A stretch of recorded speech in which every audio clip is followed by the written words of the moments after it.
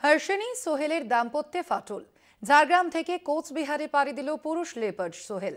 এবার থেকে 3 সদ্যজাত সন্তানকে নিয়ে ঝাড়গ্রামে থাকবে মা হর্ষিনী। সোহেল আশায় খুশি কোচবিহারের রসিকবিল কর্তৃপক্ষ। সোহেলকে হারিয়ে শোকের আবহ ঝাড়গ্রামে।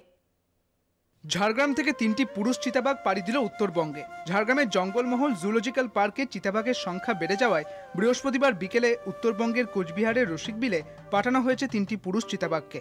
সোহেল, সুলতান এবং শাহজাদ নামে 3টি চিতাবাঘকে পাঠানো হয়েছে। ঝাড়গ্রাম চিড়িয়াখানা কর্তৃপক্ষের কাছে 7টি চিতাবাঘ রাখার এনক্লোজার নিয়ে খুবই সমস্যা হচ্ছিল, তাই এই সিদ্ধান্ত নেওয়া হয়েছে বলে জানা গিয়েছে।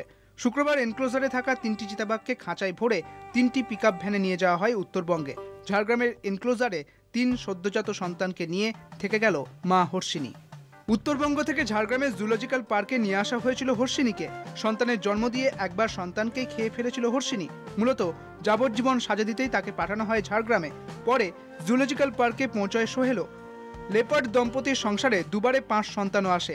আপাতত সেই সংসারে এলো বিচ্ছেদ। পূর্ণবয়স্ক 3 সন্তানকে নিয়ে কোচবিহার পাড়ি দিল বাবা সোহেল। সদ্যজাত বাকি সন্তানকে নিয়ে ঝাড়গ্রামে রয়ে গেল হর্ষিনী।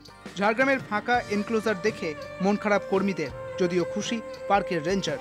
ঝাড়গ্রামের বনঢাকা পরিবেশে হর্ষিনী আর সোহেলের স্বাভাবিক নিয়মেই মিলন হয়েছিল। কৃত্রিম পদ্ধতিতে হর্ষিনীর সন্তান সম্ভব না হওয়ার খবরে খুশি ঝাড়গ্রাম জুলজিক্যাল পার্ক কর্তৃপক্ষ।